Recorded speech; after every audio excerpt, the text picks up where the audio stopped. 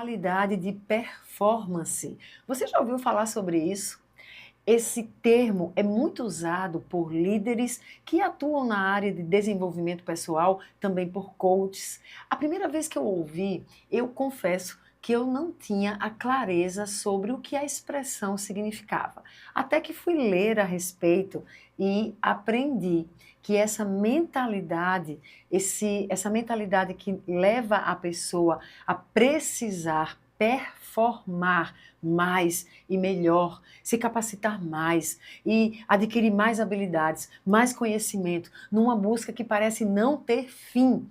É uma mentalidade que não está necessariamente associada a orgulho ou vaidade, mas ela pode sim estar associada a um espírito de orfandade atuando, e a pessoa não tem essa consciência. Claro que o espírito de orfandade atua, mas também há ali já estruturas de mentiras cridas que fazem com que essa pessoa, não vou contar mais, porque você vai precisar assistir esse podcast para descobrir. Mas no podcast de hoje eu entrevisto alguém que não sabia por que havia sempre essa falta. Precisava se capacitar mais, precisava se capacitar mais, precisava ser melhor, precisava adquirir mais conhecimento, precisava, e numa eterna busca insaciável, até que o Senhor trouxe a revelação. Fique conosco, porque eu acredito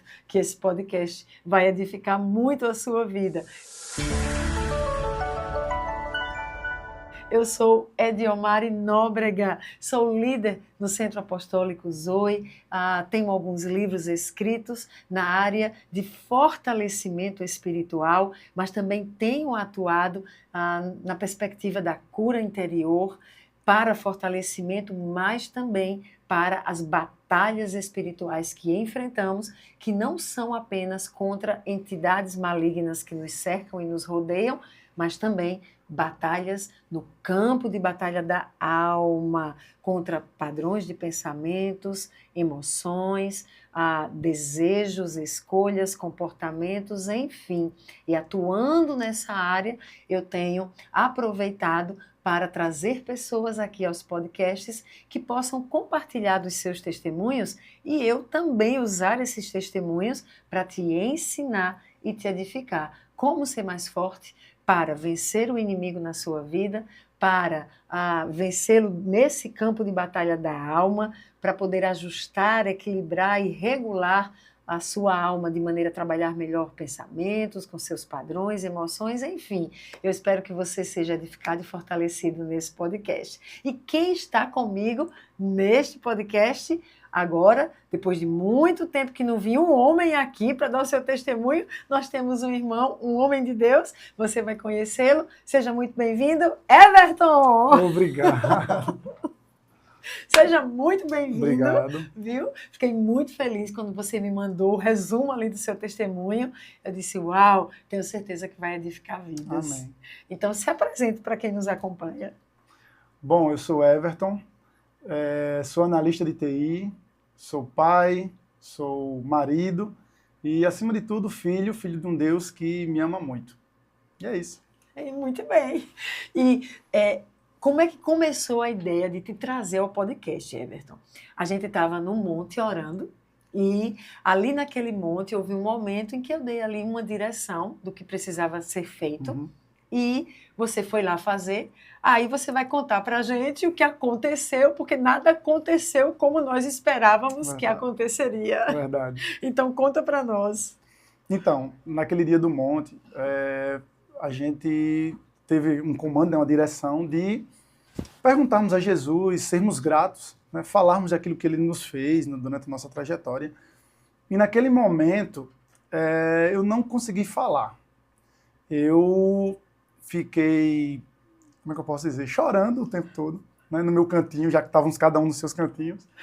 E aí, o Senhor passou assim diante de mim um filme. Eu consegui ver o filme da minha vida, daquilo que Deus fez, né, e tem feito na minha vida. Eu comecei vendo desde quando eu casei, que foi um grande desafio.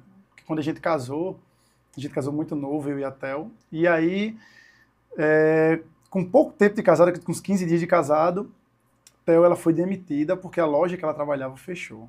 E isso tornou muito difícil a nossa vida, uma vida de recém-casado.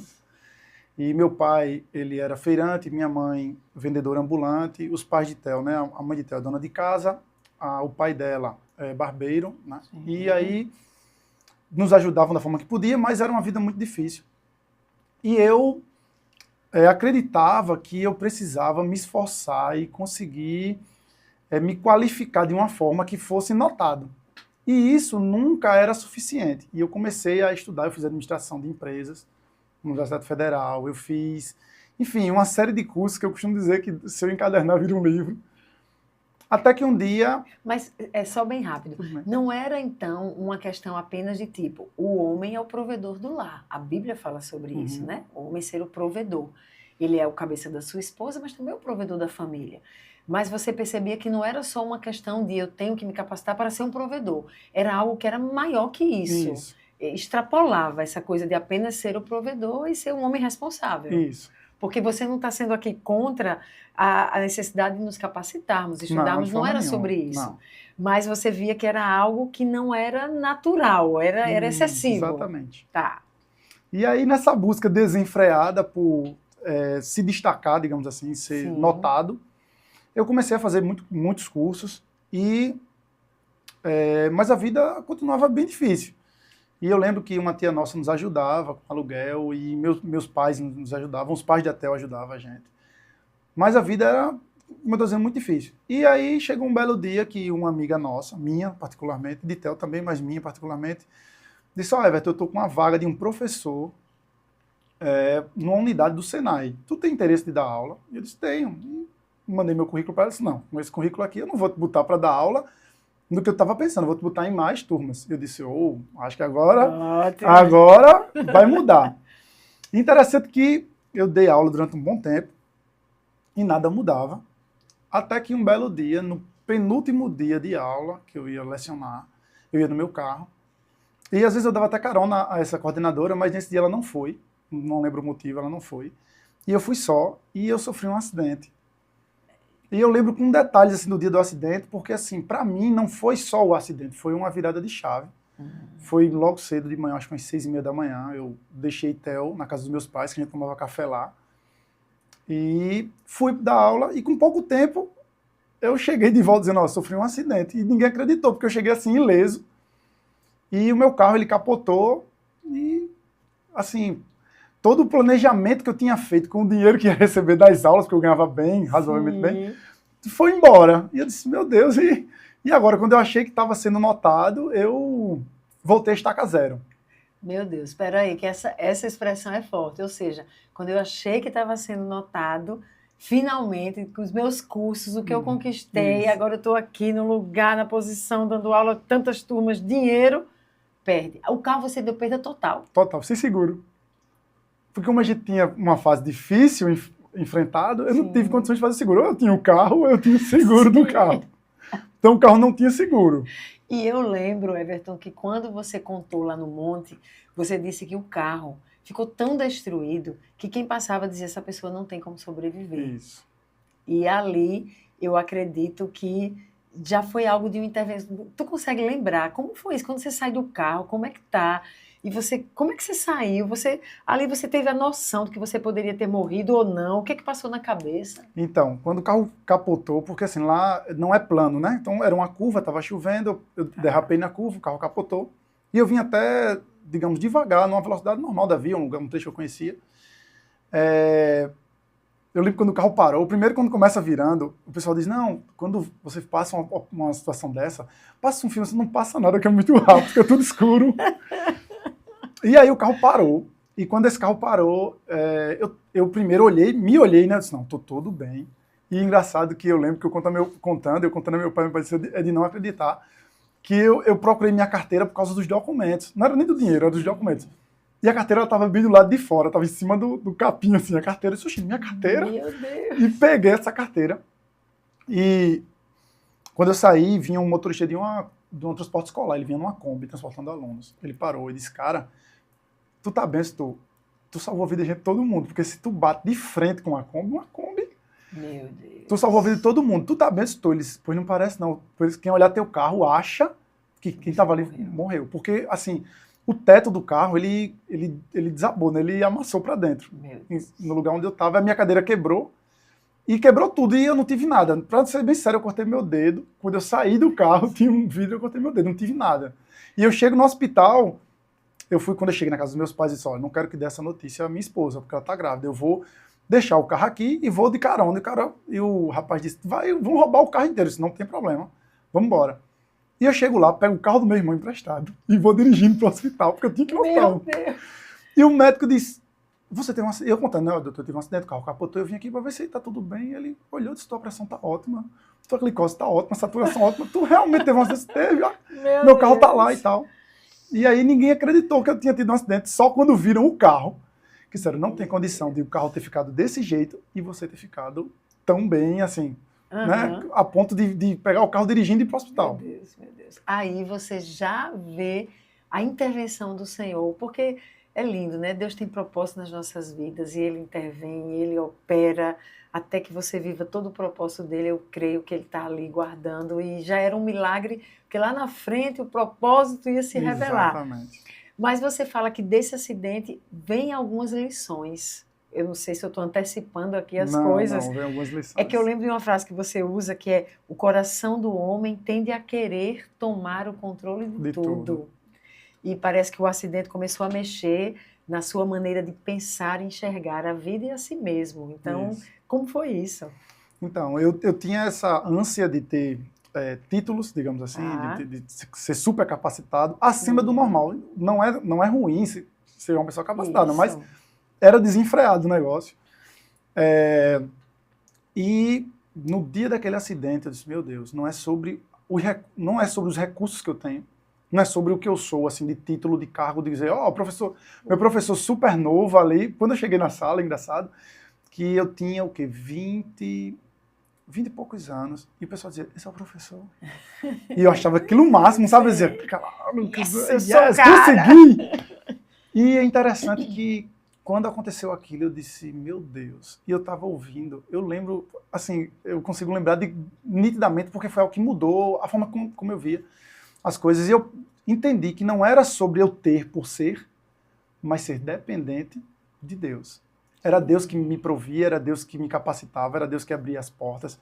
Então, eu não ia conseguir as coisas pela minha força, por tudo aquilo que eu tinha, porque eu achava que, pela minha capacitação, pelos meus cursos e tal, era tudo eu.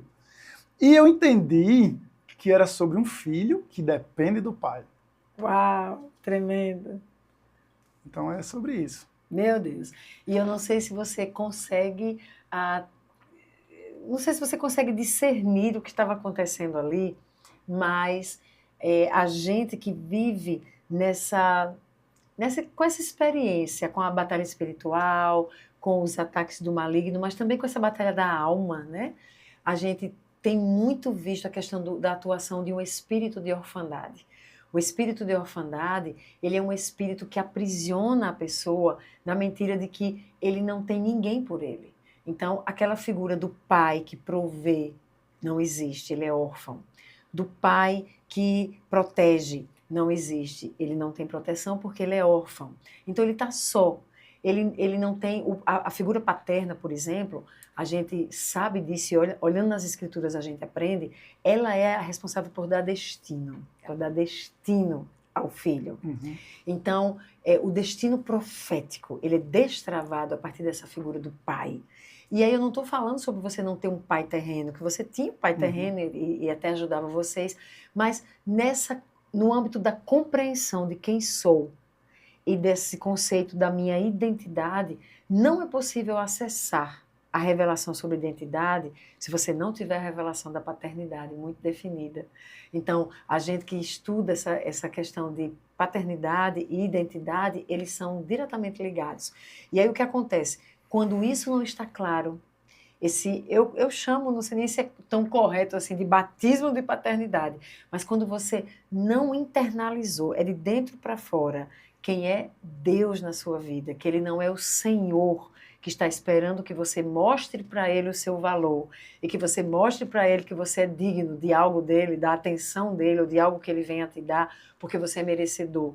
Mas você é filho, porque Ele é o Pai que decidiu te amar e decidiu te fazer filho quando você não era apenas criatura. Quando isso não está internalizado, então a gente diz que essas pessoas que não internalizaram, elas caminham sob um espírito de orfandade. Então Deus é o Senhor, eu tenho que provar algo para Ele para merecer a comida que eu como. É aquela história da parábola que o filho vai embora, fica o que trabalha com ele, fica o que está com o pai, mas depois ele se revolta. Como é que você pode estar dando isso tudo para ele? E o pai diz, meu filho, você tinha tudo. Mas o que esse filho fala? Eu trabalhei, eu servi, nunca recebi nada, nunca tive festa, nunca comi nada seu. Tudo que era meu era seu, mas aquele filho não se via como filho. Ele era só o servo, que trabalhava muito. Então, eu tenho que mostrar que eu faço, eu tenho que merecer o que ele me dá, a comida que eu como, eu tenho que merecer. Não entender o que é filho. E o filho, ele não precisa fazer por merecer, ele é só o filho amado. Então, quando a gente entende a paternidade de Deus e quando isso entra em nós, as nossas estruturas de pensamento vão sendo transformadas. E aí as coisas que nos acontecem, inclusive como a gente vê a realidade, é transformada a partir dessa perspectiva. Muda tudo. É incrível, muda tudo, Everton. É tão profundo o estudo sobre o espírito de orfandade, mas quando a pessoa não tem, ela pode ser crente, amar o Senhor Jesus, ser cheia do Espírito Santo, ler a palavra, trabalhar na igreja, ter ministério, não fazer nada moralmente errado, mas ela pode continuar num lugar de prisão, que é de um espírito escravizante, que é esse espírito de orfandade. É esse espírito que leva a ter que fazer, ter que fazer. Uma das características, né? Tenho que ser melhor, tenho que dar mais, tenho que mostrar que mereço, tenho que fazer, eu tenho que me proteger porque ninguém me protege, eu tenho que cuidar de mim porque ninguém cuida de mim, eu tenho que prover porque ninguém vai prover na minha vida, eu. E Deus é aquela figura distante que eu adoro no domingo e que eu digo, Senhor, Senhor, mas eu não confio nele a ponto de me entregar. Então, essa virada de chave na sua vida, ela é muito poderosa.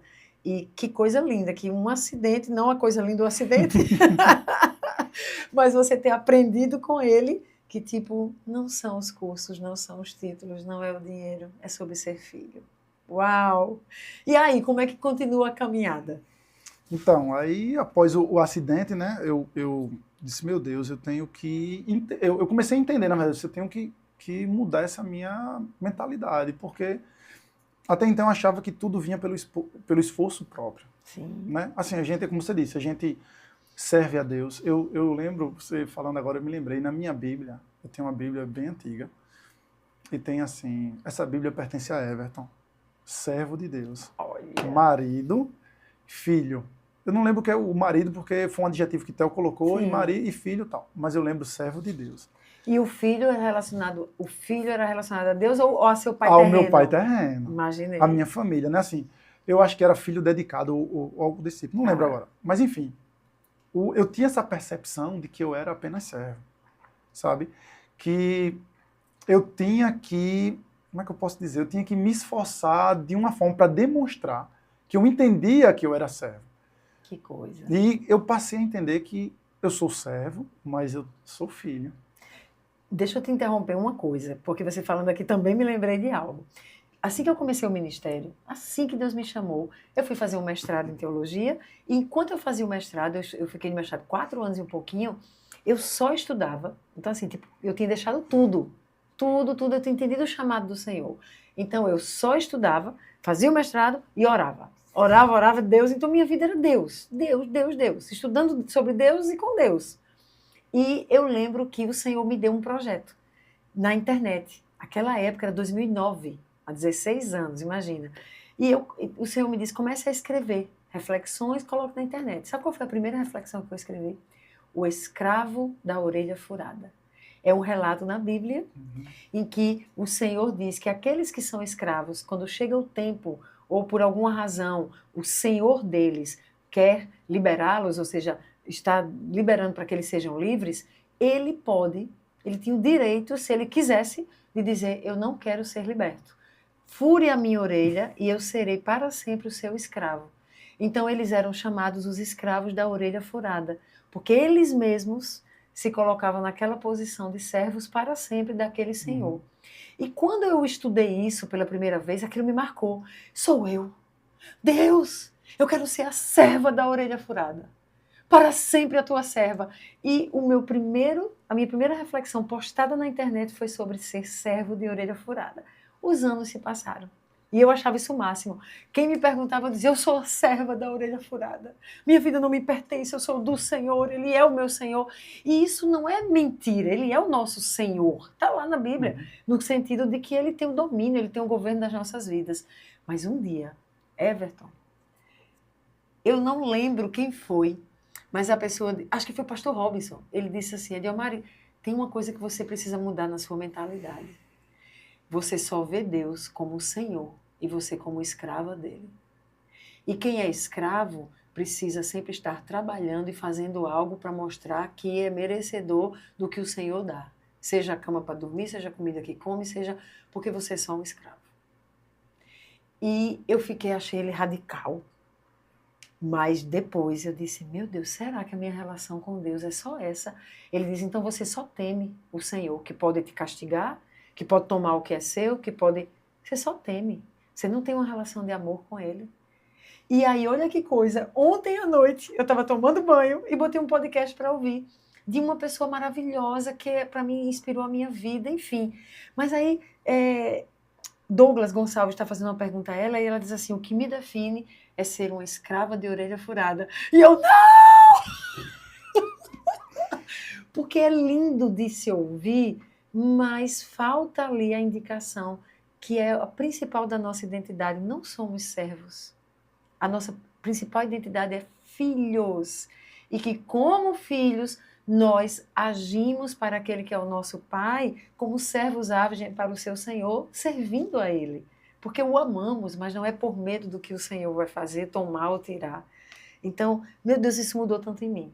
E aí eu trouxe aqui Romanos 8,15, quando Paulo diz, não recebeste o espírito de escravidão, para viver outra vez atemorizado, mas recebeste o espírito de adoção, no qual clamamos, Abba, Pai, Paizinho. Então, essa autossuficiência, muitas vezes, ela não é força, ela é medo disfarçado de não ser suficiente, ou melhor, ela é medo disfarçado de não ser suficiente, porque você se vê um escravo daquele Senhor. E se você não tiver a altura dele, ele te castiga, ele te abandona, ele não... Que coisa. Faz sentido para você, né? Totalmente. E aí vem as coisas. Preciso provar que sou capaz.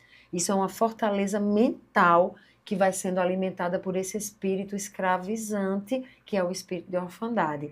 Órfãos sempre precisam se provar, ganhar seu lugar e validar sua existência. Eles sempre têm que ser merecedores disso. E que bom que Deus lhe falou, porque João diz, não os deixarei órfãos. Isso. Jesus fala sobre isso. Você não está? E Deus começou a te falar sobre isso. Fala mais, que eu te interrompi. Aí nós passamos esse momento, né? Difícil, muito difícil. E eu disse, não, mas agora vai dar certo. Só que as coisas não ficaram tão fáceis, né? Elas voltaram a ficar difíceis. Por quê? Porque eu dizia, eu confio, mas às vezes... O eu confio não era eu confio, era um eu confio. Eu quero confiar. Quero confiar, exato. E aí E os anos foram passando, né? Nós tivemos Manu nessa época. E os anos foram passando e as coisas eram difíceis. Mas Deus, ele sempre proveu, sabe? Eu costumo dizer que quando tudo parece que agora não vai mais, aí vem uma surpresa de Deus. E Deus vai provendo até que chega a pandemia em 2020. E aí se passaram 4 anos de muita luta. E chegou a pandemia. Então, Theo, ela não estava trabalhando mais porque a loja que ela trabalhava fechou, então ela me ajudava sempre. E eu, vou dizer assim, vivia a vida consertando computadores, a minha vida toda é informática. Dei aula esporadicamente, mas a vida em si, em geral, era consertando computadores, técnica de computação. E aí chegou a pandemia, você vai fechar tudo. Porque ia fechar tudo, eu disse, pronto, agora. Eu chego em casa, eu lembro que eu cheguei em casa, eu disse, Theo, o negócio agora ficou complicado, porque eu tô sabendo que vai parar tudo. E eu trabalhava na rua, né, assim, consertando computadores em loja e tal. E aí aconteceu algo mais interessante ainda, que eu estava trabalhando fora, um desses dias que eu sabia que ia fechar, então eu comecei a intensificar o meu trabalho. Mesmo lembro dizendo que confiava em Deus, mas eu achava que tinha que trabalhar bastante. Você tinha que garantir. Garantir, né? Vai que, né? Eu tinha que fazer o plano B. Então aí eu começo trabalhando, Theo liga para mim de casa desesperada. Veto, vem aqui, que o negócio, aconteceu alguma coisa aqui. E começou a fumaçar os eletroeletrônicos, os eletrodomésticos começaram a fumaçar. Meu Deus. Eu disse, fumaçar, começa a fumaçar. Na casa tá... Eu tô aqui na frente de casa, eu corri para casa, lembro como hoje, cheguei ela lá, e eu entrei na casa e tinha dado um curto-circuito na rua. E queimou todos os eletroeletrônicos, todos, só ficou a geladeira, porque o diferencial do resistor, alguma coisa do tipo, disparou e a geladeira ficou intacta. Mas televisão, equipamento da empresa de internet, tudo que tivesse na tomada foi queimado. Eu disse, meu Deus, eu sentei no chão e só fazia chorar. E é interessante que, eu vou ser bem sincero a você, eu sempre passei a imagem, para quem andava comigo, meus amigos, tal, que eu, o cara durão, o forte, mas nessa hora eu disse, meu Deus, eu vou fazer o quê? Eu vou chorar. Sentei no chão e comecei a chorar. E aí ela começou a chorar comigo, porque ela ficou com pena da minha situação. Eu disse, meu Deus. Eu lembro que ela só ficava, meu Deus, meu Deus, meu Deus. E aí, enfim, queimou tudo.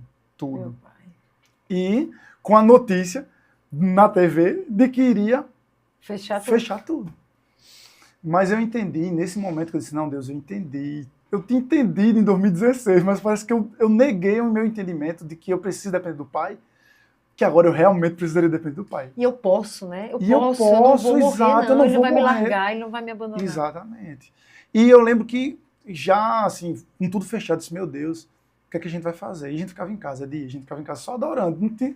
Então, assim, a gente botava música, e eu costumo dizer que o Manu conhece muita música, porque a Manu acho que foi uma das minhas que mais escutou música, a gente botava as músicas e ficava em casa, porque não tinha o que fazer. Mas o cuidado de Deus, sabe, de não deixar faltar. Quando parecia que ia faltar, não faltava. Meu Deus. E aí, é isso, e Deus sempre foi abrindo portas, e aí eu consegui, uma empresa me contratou, disse, olha, a gente tá precisando aqui, é remoto e tal. Eu disse, pronto.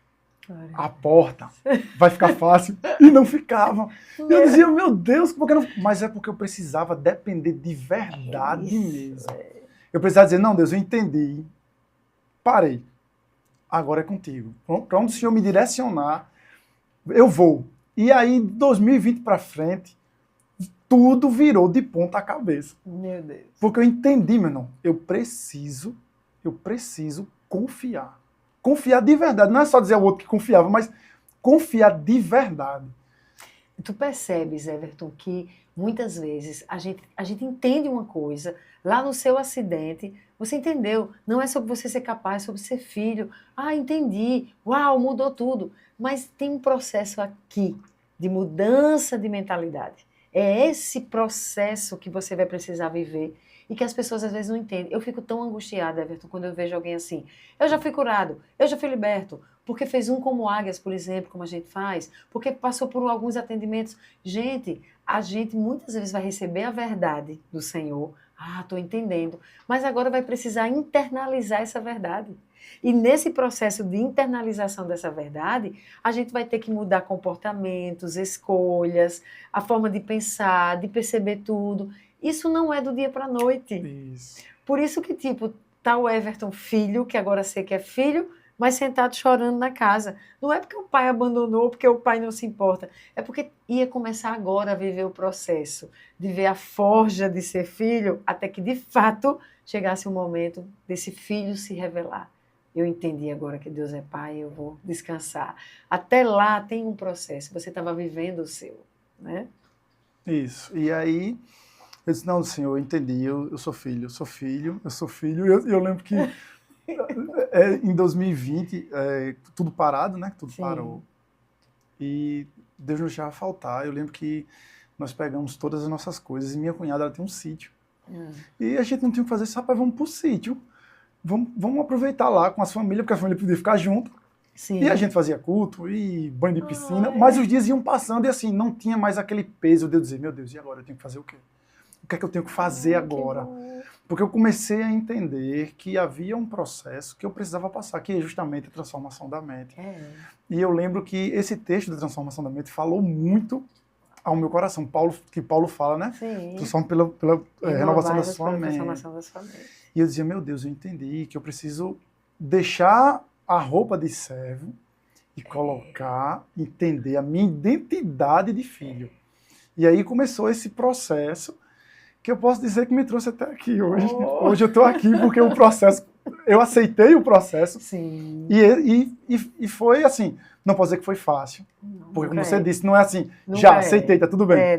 Não, tem um processo, mas que eu comecei a entender, e eu costumo dizer isso quando alguém fala comigo a respeito da vida, eu digo, eu não conheço uma pessoa tão improvável, talvez igual, mas mais improvável do que nós, não tem, porque a gente saiu de uma situação que eu entendia que precisava trabalhar pela realidade que a gente vivia, para alguém que entendeu que é filho e que Deus tirou de um lugar e levou para outro completamente diferente. Eu digo assim, eu lembro de uma frase de alguém que eu vou dizer depois, quem foi a pessoa, que um dia nós orando um pelos outros, ele saiu da dupla dele, veio até mim e disse assim, eu queria dizer que tu não é estrangeiro.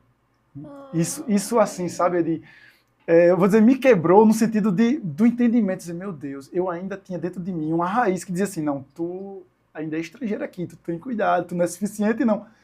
Para algo dizer, não, você não é estrangeiro, você está em casa.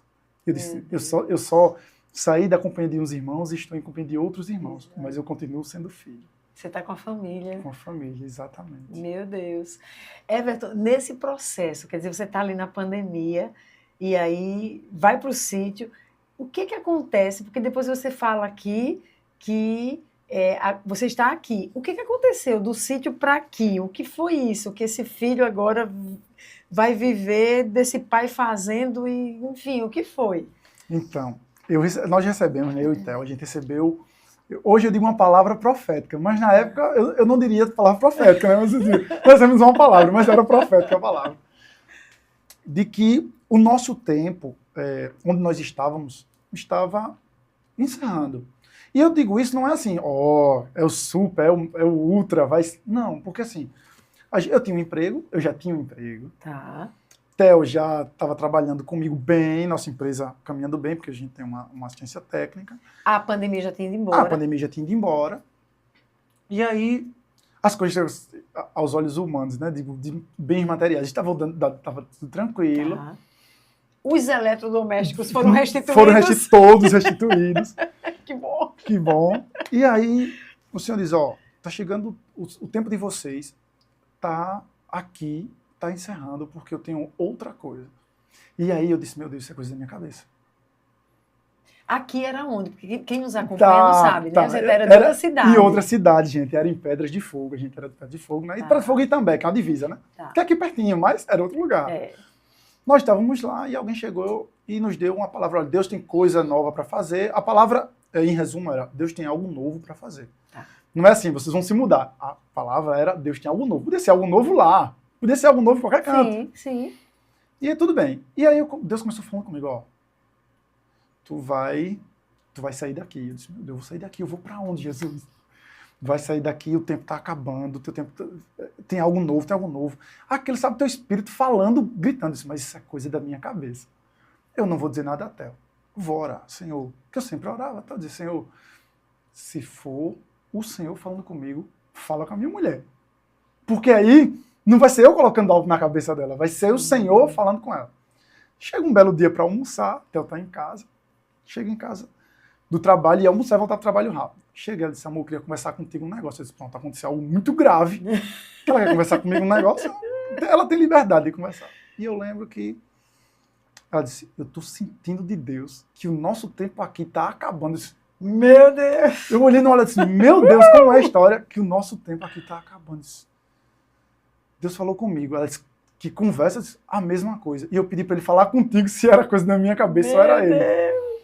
E assim, o que foi se confirmando que nós nos mudaríamos, digamos assim, era que havia uma resistência, sabe? E não era resistência assim, por parte da família, não era uma resistência de alguém que nos perderia, mas assim, era uma resistência de que as coisas começaram a ficar difíceis para essa mudança. Entenda, a gente tinha uma vida já estabilizada, mas havia uma dificuldade. Quando você pensava em mudança, eu não estou falando mudança de vir para João Pessoa, estou falando de qualquer mudança. Tá. Havia essa dificuldade. E eu disse, meu Deus, eu estou vendo que o Senhor tem algo para fazer e a gente precisa se alinhar àquilo que Deus tem para fazer. E a gente começou a mudar. Assim, mudar em que sentido? Mudar os lugares que ia, mudar como a gente se vestia, mudar o nosso comportamento começou a mudar, só que não era nada assim forçado, era algo natural. As coisas iam mudando. Ou seja, vocês não pensaram assim, tipo, vamos mudar para poder começar a gerar mudança.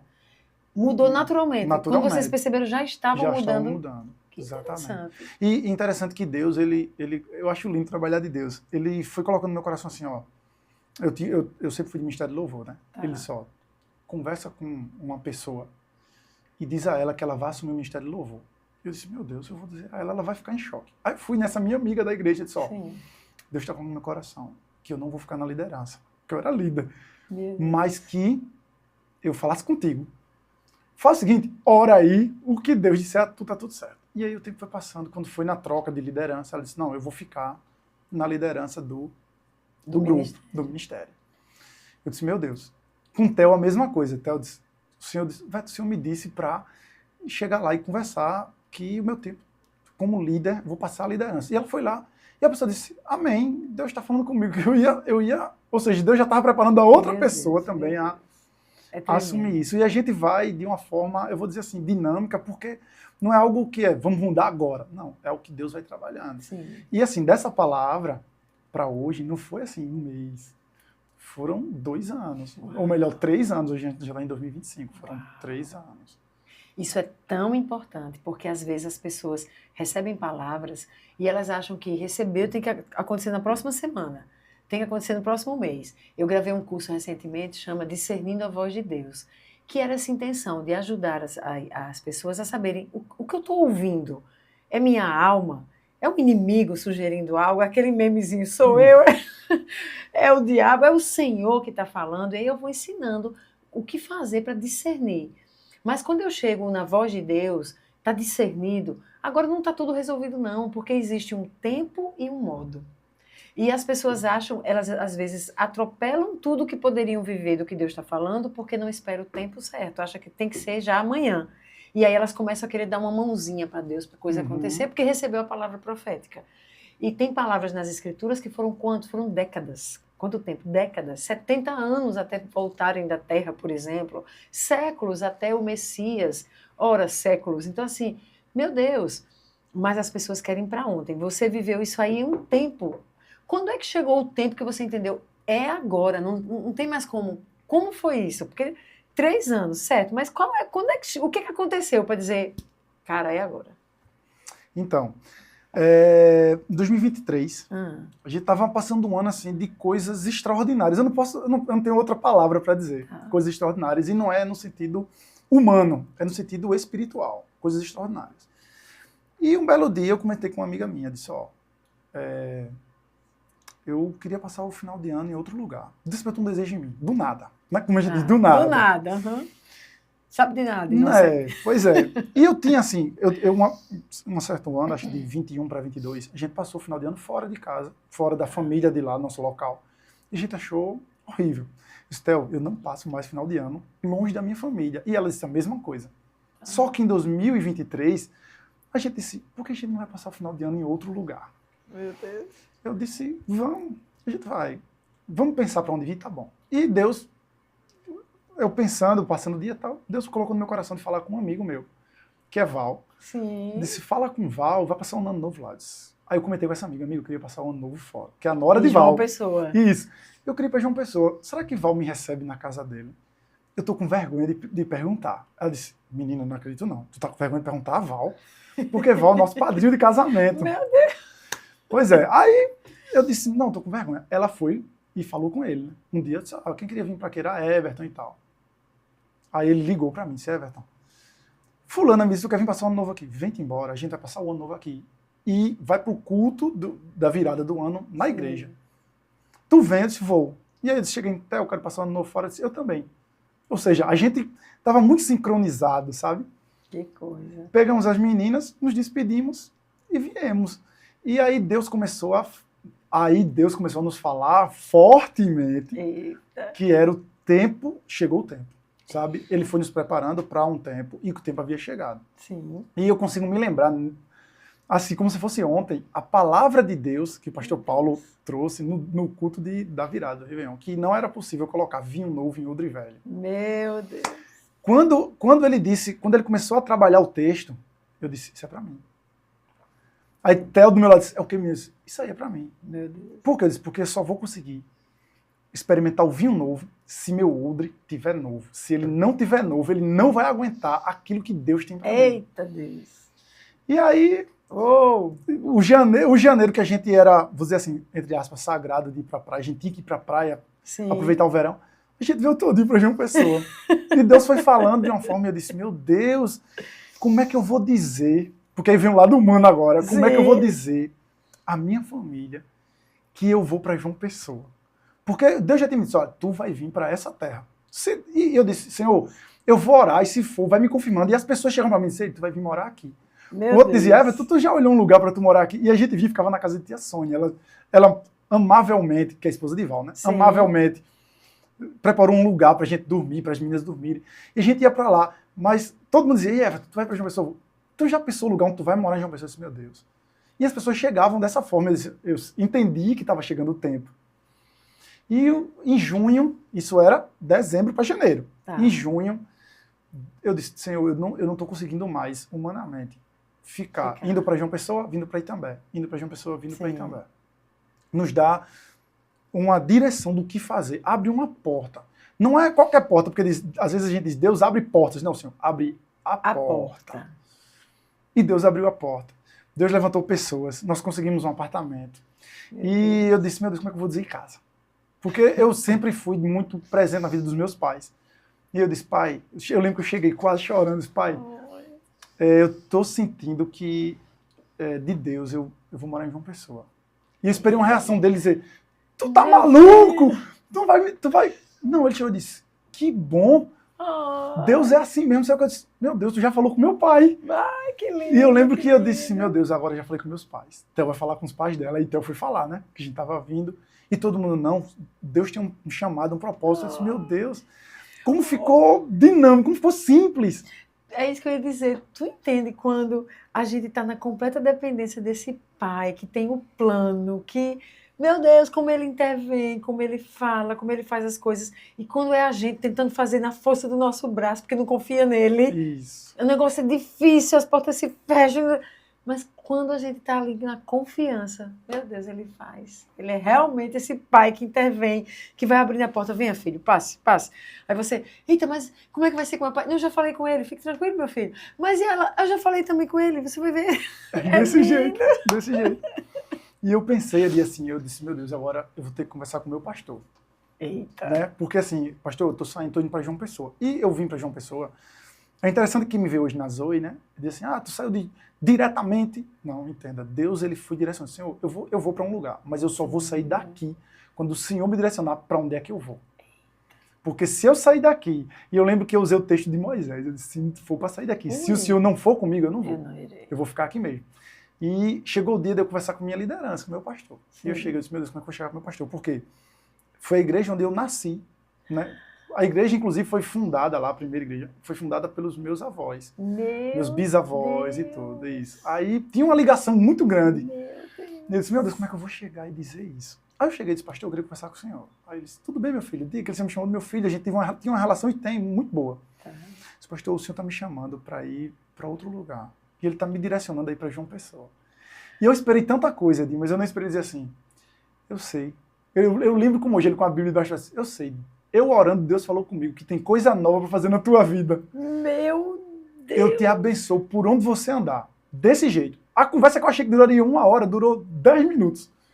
E me deu um abraço, você está abençoado para ir. E eu abençoo suas filhas e sua esposa, porque vocês têm coisa nova para fazer. Eu disse, meu Deus. Meu Deus, que coisa linda. Como é bom ser dependente do pai.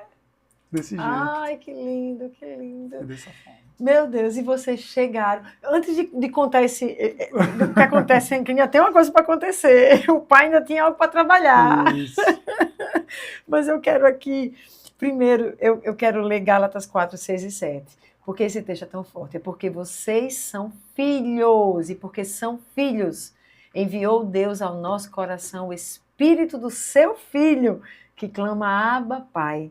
De sorte que já não és escravo, porém filho, e sendo filho, também herdeiro por Deus. E aí é uma outra perspectiva, não só o filho, mas aquele que é herdeiro, que tem acesso àquilo que é do pai e que o pai vai revelando. Eu acho que uma das coisas mais fortes que a gente herda do pai, digamos assim, na minha relação com o meu pai celestial, tem sido os planos dele para a minha vida. Para mim é o tesouro mais valioso, é como se fosse assim, algo que ele escreveu e esse tesouro está guardado, mas ele vai me entregar e dizer, está aqui, é tudo que eu tenho escrito sobre você. Não tem nada mais valioso do que isso, que ele possa me dar ou me deixar. Ande nisso. E essa é a minha vontade, que é perfeita, que será agradável. Então, Deus tem esses planos, esses propósitos, esse propósito para o filho, ele mostra, ele revela para os seus filhos, porque é o bem mais precioso que ele pode nos dar, como herança, a meu ver. É o pai dizendo, filho, olha aqui o teu destino profético. Vai, segue.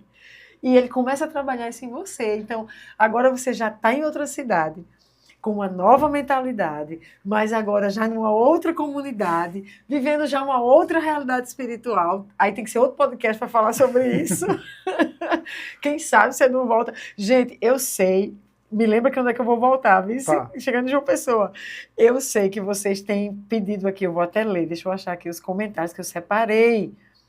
Mas algumas pessoas colocaram aqui, deixa eu ver. A Kay Correia, sendo profundamente edificado por um testemunho tão forte como esse, aqui no interior de Goiás, que coisa linda! Goiás, um abraço, recebam aí, um abraço, nosso carinho. Não pare, pastora Ediomari, vocês estão fazendo a diferença na minha vida e na vida de muitos. Ai, que lindo! E eu tenho certeza que esse podcast está fazendo a diferença também. A Sandra, eu quero muito saber desse workshop da orfandade. Sandra, nós vamos estar compartilhando aqui. Eu não sei se eu vou fazer um workshop, uma masterclass, mas vai ser tão rico. Nesse workshop vai ter um homem que ele vai falar sobre a questão da paternidade dele com o pai terreno, uma relação dificílima, que é diferente do caso aqui de Everton, e que essa relação é que gerou nele uma compreensão errada sobre o pai celestial. Então, o que ele via o pai terreno fazer contra ele então começou a imaginar o pai celestial assim. É uma outra forma de como a mentalidade dele foi afetada, e como ele ficou preso na atuação do espírito de orfandade. Aí, a partir desse testemunho dele, do que Deus foi tratando com ele, eu vou explicar as formas de agir do espírito de orfandade, como que a gente pode identificar. Então, aqui no podcast de hoje, você já está identificando uma delas, mas tem várias outras formas. E como sair disso, como se libertar dessa atuação do espírito de orfandade. Fica atento, eu vou anunciar nas minhas redes sociais. Que tremendo, meu coração não. Deixa eu ver aqui outro.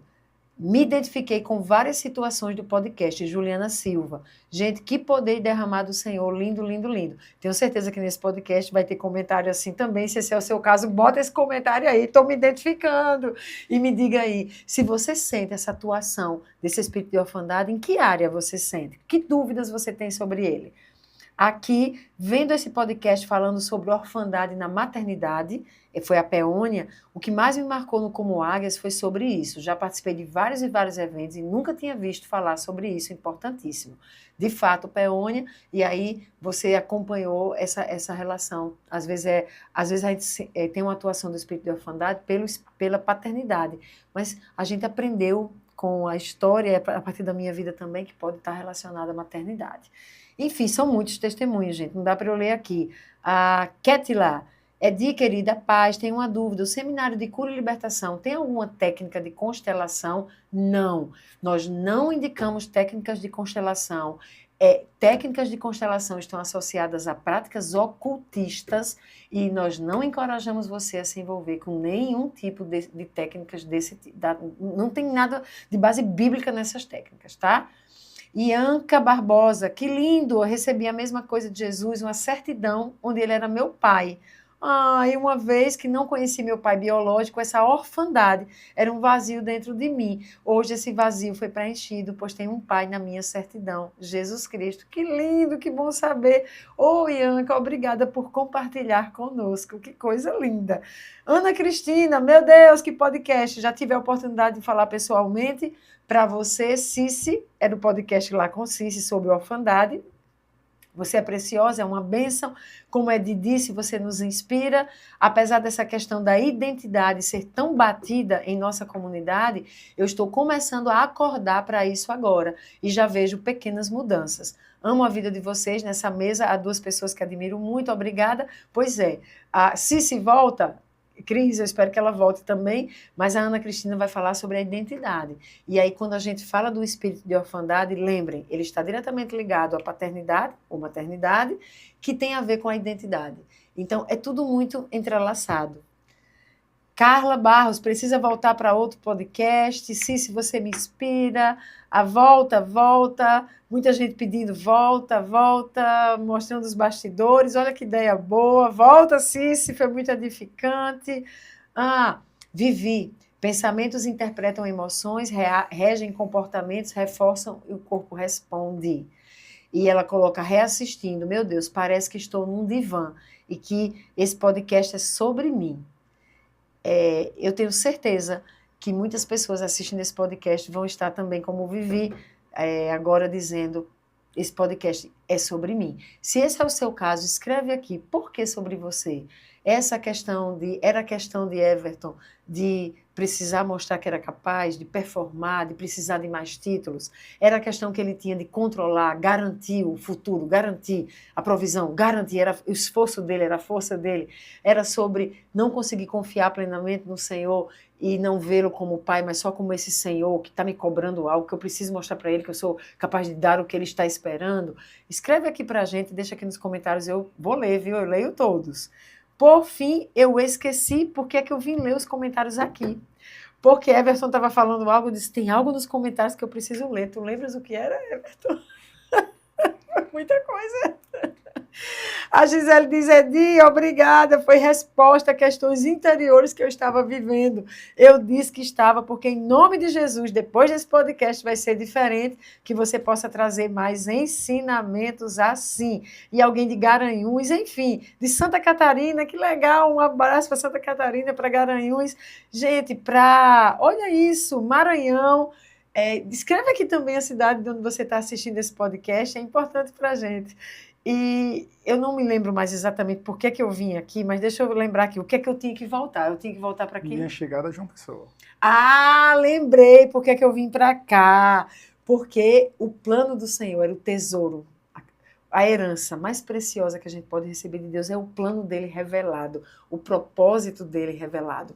Mas quem está preso no espírito de orfandade não consegue acessar propósito, não consegue acessar plano, porque o plano só acessa filho recebendo do pai, porque é o pai que revela o plano, é o pai que dá o destino profético.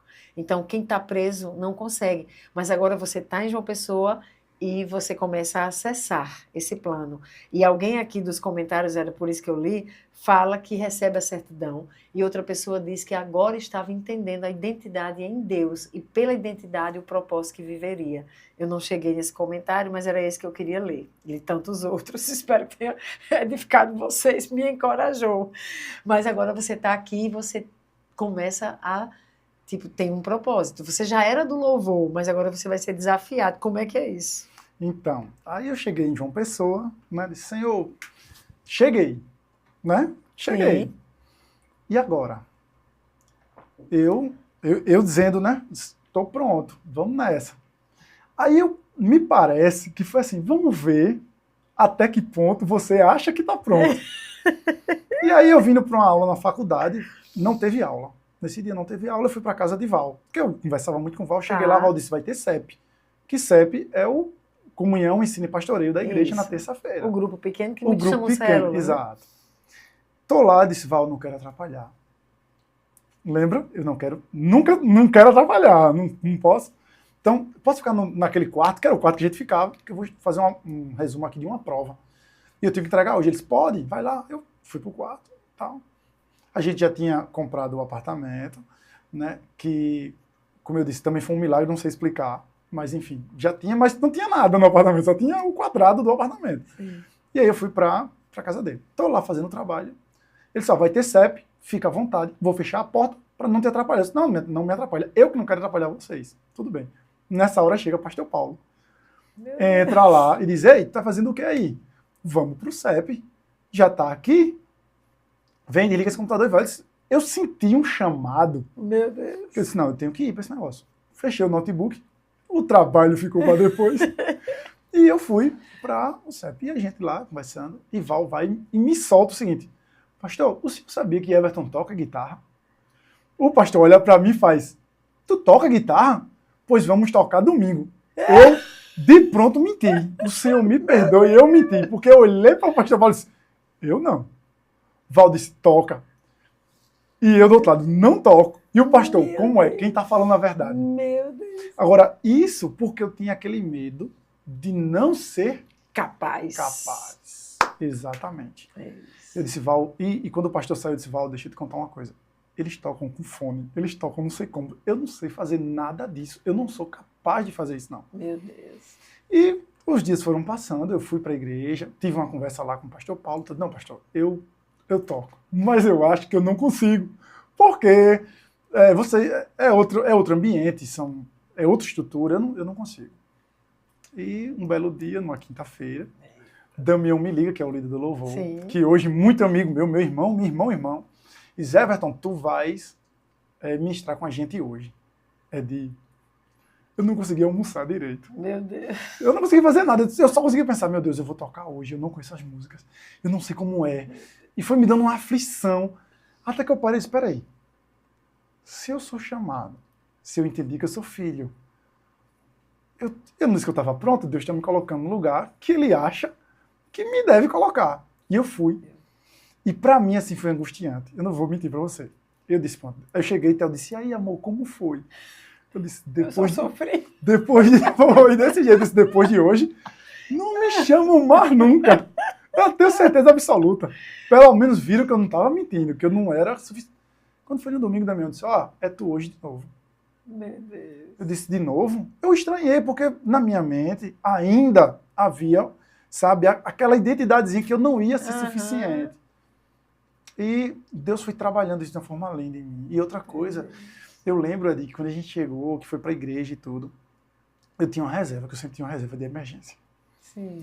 E teve um culto acontecendo, o pastor lá pregando e tal. E eu senti no meu coração dizer assim, vai agora ali e diz, Senhor, sabe, não é sobre mim, é sobre o Senhor. Do jeito que o Senhor fizer, tá bom. Aí eu senti, eu disse, eu vou lá. Fui lá e disse, Senhor, na minha oração, não é do jeito que eu quero, ou que ainda estou segurando em algum determinado ponto, mas é da forma que o Senhor quer. Eita, era tu que ele queria ouvir. As reservas foram embora. Meu Deus. Eu disse, meu Deus. E eu contando esse testemunho a um outro irmão nosso lá na igreja, ele disse, Everton, foi Deus que mandou tu falar comigo, porque eu estou passando esse dilema de seguro a mão, assim, nas minhas coisas, ou abro a mão. Eu disse, veja só, eu não quero lhe dizer o que fazer, mas eu abri a mão. Ficou tudo tranquilo? Não, eu fiquei meio desesperado uns dias, mas Deus, Ele proveu de uma forma... Mas eu entendi que é maravilhoso viver aonde Deus lhe colocou para viver, do jeito que Deus lhe colocou para viver. É maravilhoso. Meu Deus, que coisa linda, que coisa linda. A gente está chegando ao final. Eu ficaria com você aqui um tempão, mas eu sei que você vai tocar já já. Já já. Em 18 minutos. Meu Deus. E, gente, João 15,15, o Senhor diz, já não nos chamamos servos, porque o servo não sabe o que faz o seu Senhor. Eu chamo amigo, porque tudo quanto ouvi do meu Pai eu tenho dado a conhecer a vocês. E aí ele vai revelando os planos, ele vai revelando o que ele tem. Enfim, eu sei que você vai viver ainda muito mais Amém. Desses planos, porque o Senhor te trouxe, Ele é o teu Pai que te ama, Ele Ele tem te revelado, você tem tido um coração sensível a ouvi-lo, você e Theo, a se alinharem ao que é dele. Então continue nesse lugar de alinhamento e o mais ele fará, Amém. porque ele é bom e fiel. Amém. Deixa a sua mensagem para quem nos assistiu. Eu gostaria de dizer a você que está nos assistindo que Deus ele tem um projeto, um propósito, um plano para a sua vida. E você precisa entender a sua identidade em Deus. E que quando você faz isso, você vai começar a perceber as coisas de uma forma diferente. E talvez assim como eu, você se torne uma pessoa improvável, que vai estar em lugares que você jamais imaginou, porque Deus ele direciona. E que Deus abençoe sua vida. Amém, amém, olha! E tem uma frase aqui que eu quero deixar para vocês pensarem. Pensem aí. A ativação do propósito não acontece quando nos tornamos capazes. Acontece quando reconhecemos que somos filhos. E aí o Pai indica o propósito e o destino. Gente, estamos terminando a batalha contra a orfandade. Ela não se vence apenas expulsando. Sai, espírito de orfandade, bate e retirada em nome de Jesus. Não. Ela é vencida, sobretudo com a atuação do Espírito Santo, que é aquele que nos conduz à verdade, é aquele que derrama sobre nós o espírito de adoção, através do qual nós clamamos, Abba, Pai, papai, painho, paizinho, a gente reconhece que é filho, e tudo começa nele operando em nós. Então, esteja conectado, esteja sensível à voz do Espírito Santo, à ação do Espírito Santo. Ele vai te conduzir à verdade, ele vai revelar mentiras cridas que alimentam essa atuação do espírito de orfandade, e aí você começa a trocar mentira por verdade, isso vai se estabelecendo num processo, e você vai não apenas sendo solidificada a tua identidade de filho, mas também sendo revelado o destino do filho, porque o propósito que o pai tem para ele vai sendo revelado. Eu espero que você o acesse e você viva toda a realidade de Deus, do que Deus planejou para a sua vida. Até não, gente, calma, muita calma nessa alma. Você já se inscreveu no canal Criatura de Deus? Filho amado do Pai, filha amada do Pai, tu não te inscreveste ainda, criatura não, filho, filha, se inscreve aqui no canal, ativa o sininho das notificações, comenta de onde você assistiu, comenta o que você achou, enfim, é tão importante para a gente, e não deixe de compartilhar esse podcast para a sua rede, um grupo pequeno, família, amigos. Vamos alcançar o máximo de pessoas. Se esse podcast te edifica, não guarde para você. Esteja comigo em missão e vamos edificar outras vidas. Amém? Vamos combater esse espírito de orfandade e vivermos como filhos e filhas amadas do Pai. Até o próximo podcast Como Águias.